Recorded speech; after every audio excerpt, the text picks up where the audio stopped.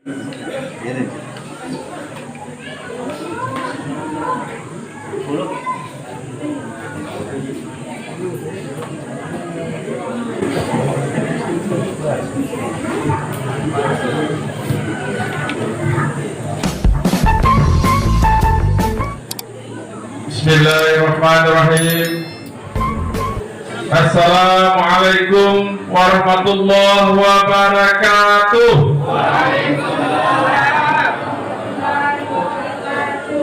Ya, hari ini Maulid harus semangat ya Bapak-bapak, Ibu-ibu. Assalamualaikum warahmatullahi wabarakatuh.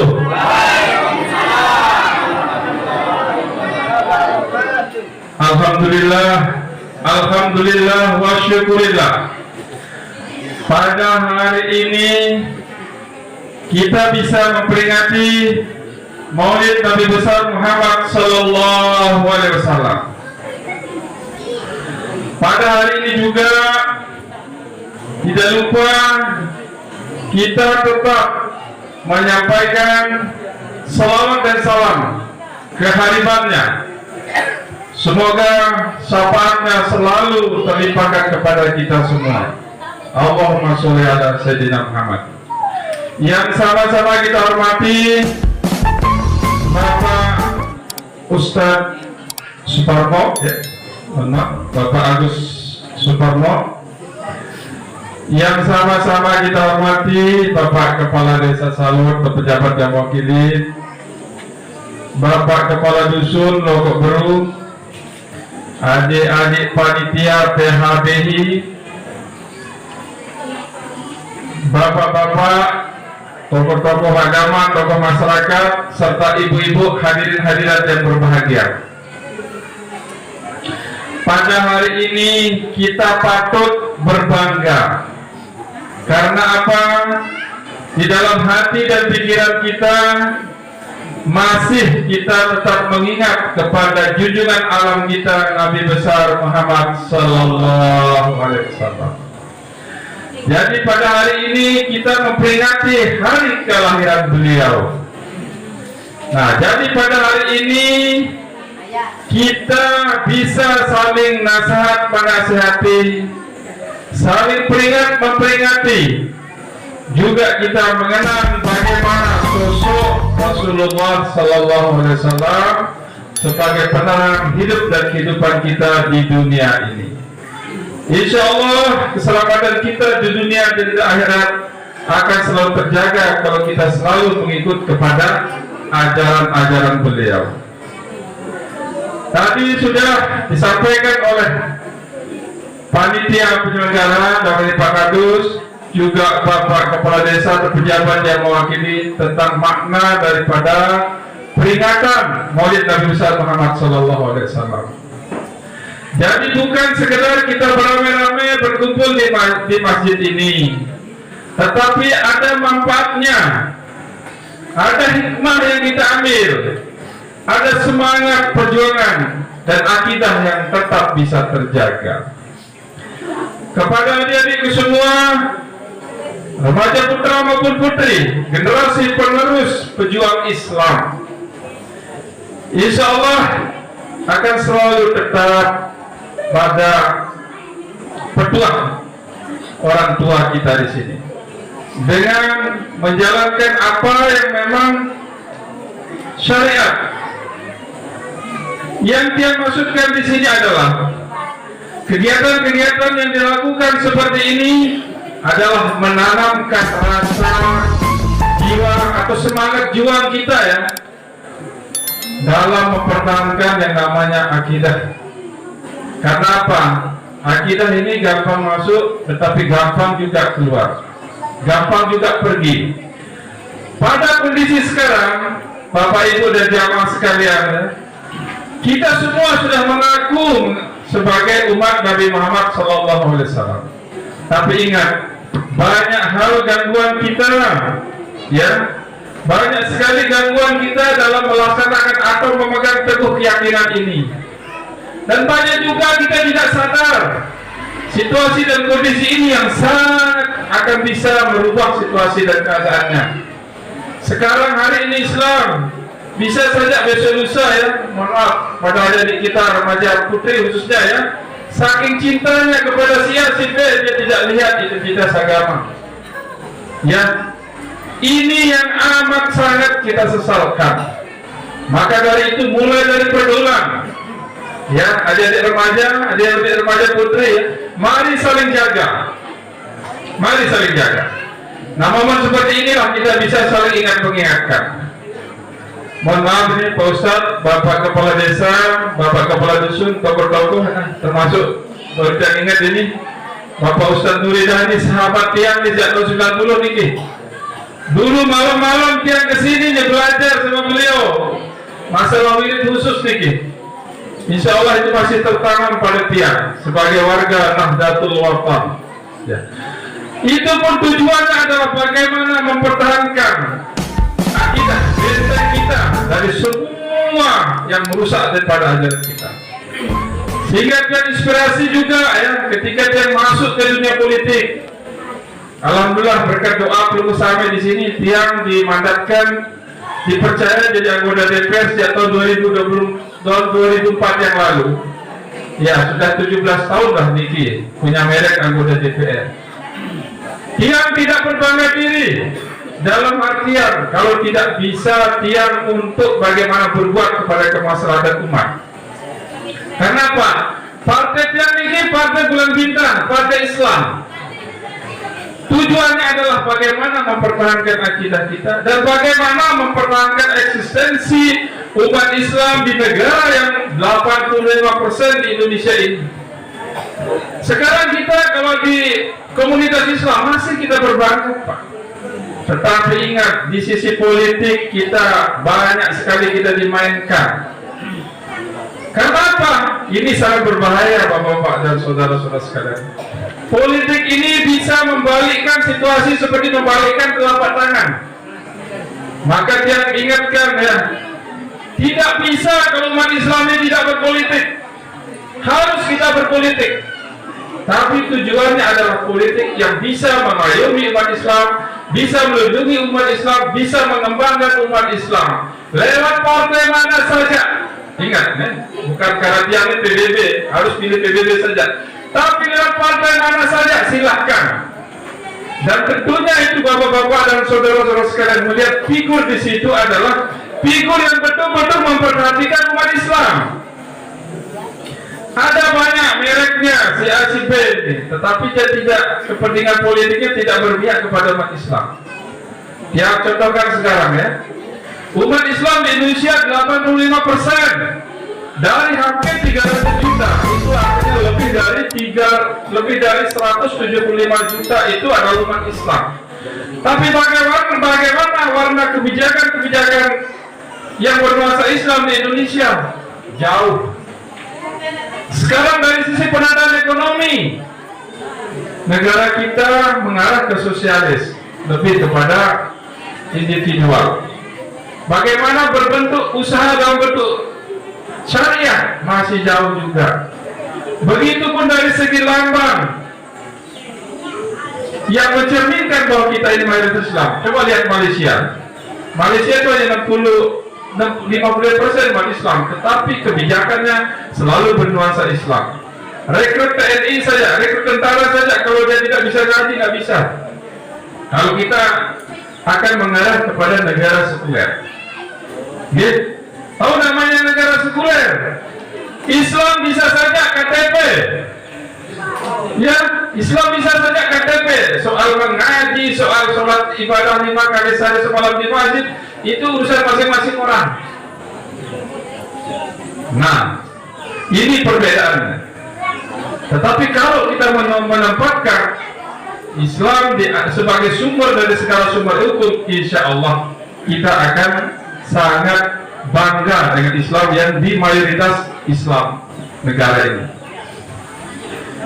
Pada tahun 2020 kita semua umat Islam mungkin hampir tidak sadar. Sekarang penguasa ini tahu. Ya jujur saja yang berkuasa sekarang ini kan yang berlambang merah nih kan. Itu mencetuskan undang-undang namanya ideologi Pancasila. Apa isinya undang-undang ideologi Pancasila itu? Yang salah substansi sedikit demi sedikit akan merubah eksistensi umat Islam itu adalah bagaimana identitas kita itu mau dihilangkan. Contoh sajalah, pendidikan agama menurut versi pandangan orang-orang sekuler, orang-orang awam, itu hak asasi masing-masing orang. Maka daripada itu agama silakan diajarkan, dikembangkan di rumah-rumah masing-masing kita yang beragama Islam. Tidak diformalkan. Itu tujuannya. Kalau tidak ada pendidikan formal di pendidikan Islam kalau tidak ada mata pelajaran agama Islam bagi kita yang beragama Islam di pendidikan formal, maka bagaimana rupanya kehadiran negara dalam membela kita? Tidak ada. Kita bisa bayangkan banyak orang-orang tua kita yang tidak bisa mengaji, yang belum tahu juga paham sekian persen tentang hukum fikih, hukum usul dan lain sebagainya. Bagaimana dia akan menurunkan ilmu agamanya kepada anak-anak selanjutnya? Akan mengarah juga bagaimana mengatur tentang bagaimana kita belajar secara umum. Di sana ada pengajian-pengajian. Sekarang kita masih bebas, Pak. Tetapi kalau undang-undang itu bisa dilaksanakan, maka itu sudah tahap kedua akan pada tataran kehancuran umat Islam. Kenapa?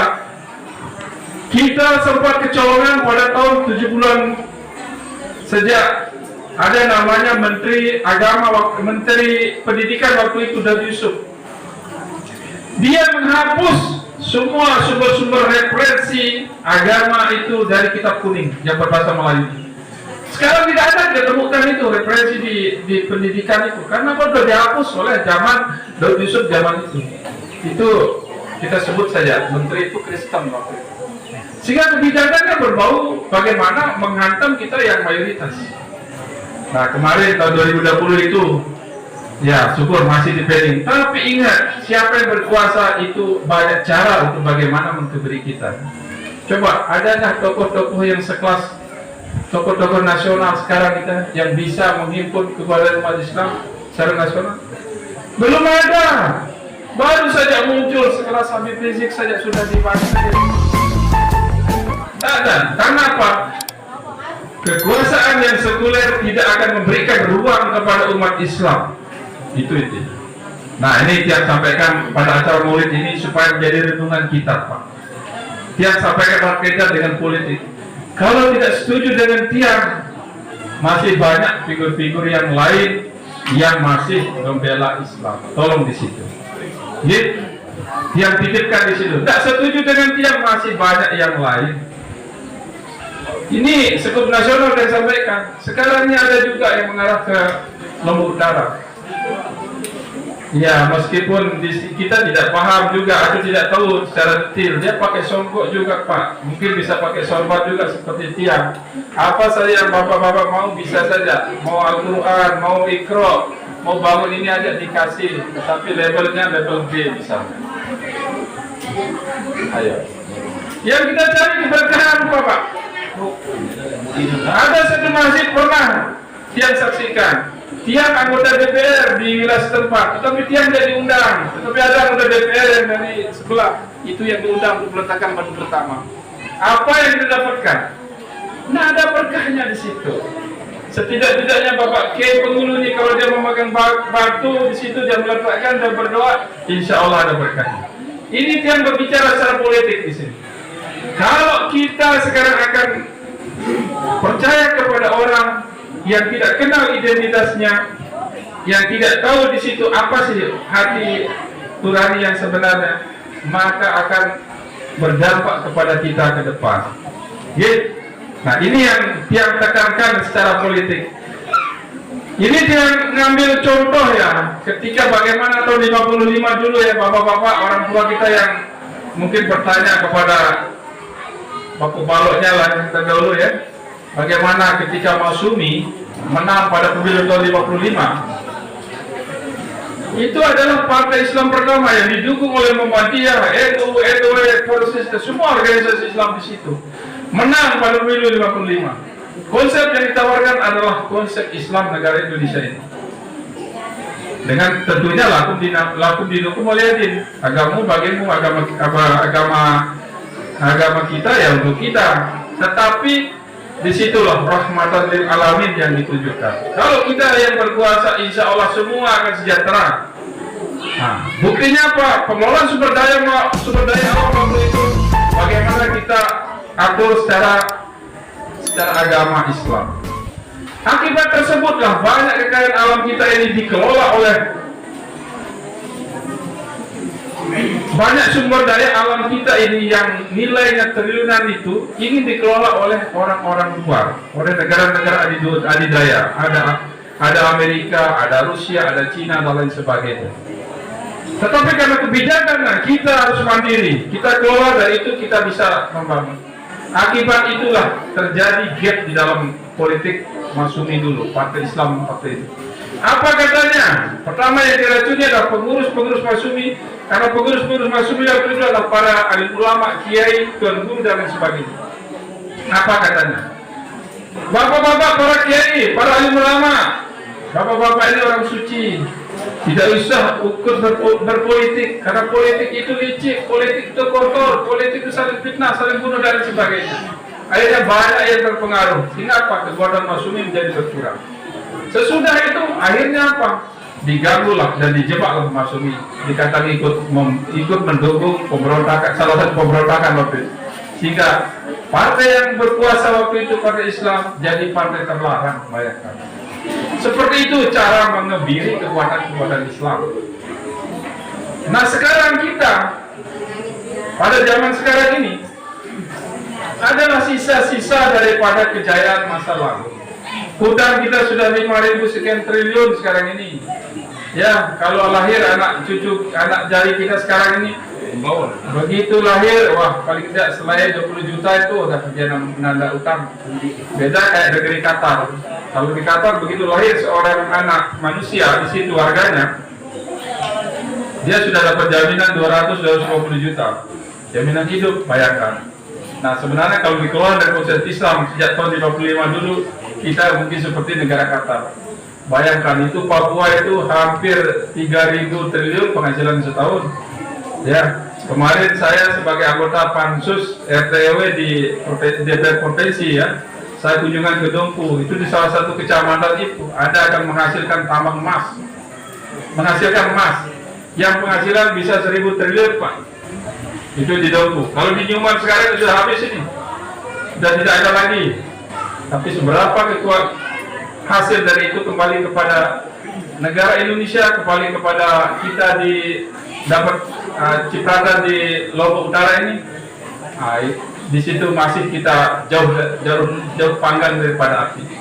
Nah ini maksud tiang sampaikan secara politik Bapak dan Saudara sekalian. Kalau ada besok lusa ada yang nyalot Pak, komit nggak kepada perjuangan Islam? Itu saja pertanyaannya. Mungkin nasib tiang kalau di politik 5-10 tahun mungkin sampai di situ. Tetapi sesudah itu perlu kita tanamkan dari sekarang. Kita wajib, umat Islam penduduk di Lombok Utara 240.000 banyaknya. Yang non kita ini hanya sekitar 40.000. 100.000 masa kita akan dikalahkan oleh yang minoritas. Tetapi ingat sekali lagi, dia pola pandangnya seperti apa? Itu yang perlu kita tahu. Sebab bisa saja ada Islam tapi tidak peduli dengan Islam. Nah yang sangat berbahaya lagi yang sampaikan, bagaimana supaya politik Dr. Snok Hogre yang memecah umat Islam di Aceh itu orang Belanda dulu, karena Aceh ini sangat sulit kekuatan Islam itu melalui para alim ulama dan guru ya.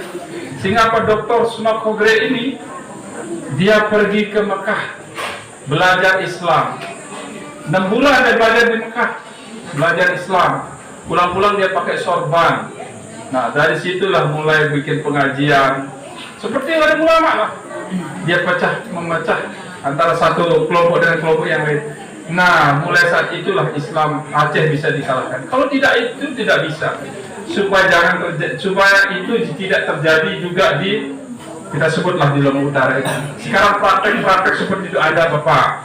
Kita tidak tahu mereknya. Kalau keren pakai songkok lebih bagus songkoknya dari tiang niki ya. Lalu dia bagaimana berusaha masuk dari dalam. Itu yang dilakukan. Nah, jadi mungkin itu pesan-pesan tiang pada memperingatan Maulid Nabi besar Muhammad SAW ini. Karena bagaimanapun ya wajib dia sampaikan secara ini pada kesempatan ini. Karena apa? Sekali lagi tidak bisa kita tidak ikut berpolitik itu. Tapi politik yang bagaimana? Politik yang membela Islam. Ya, itu yang tiang bisa tekankan.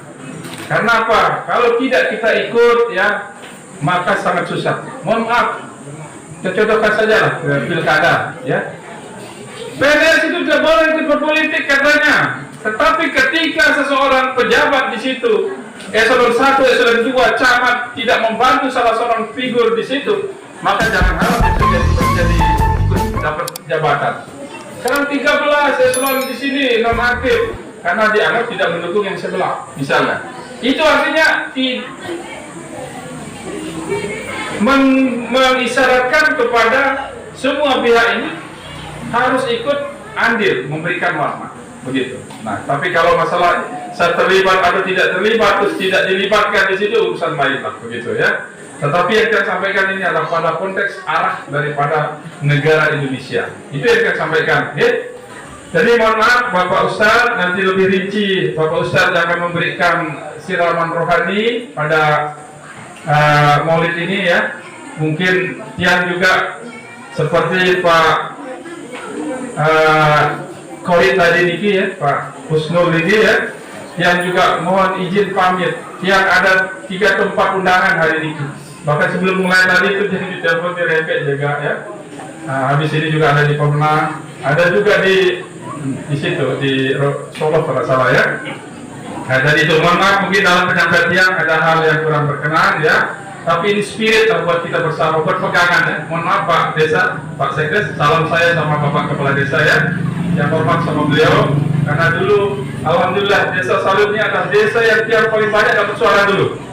Hingga kemarin ya, begitu dibisikin ya sama Ketua Remaja maupun Pak Kadus, insya Allah jangan hadir kalau Desa Salud ini. Demikian, mohon maaf. Wabillahi taufiq wal hidayah. Assalamualaikum warahmatullahi wabarakatuh.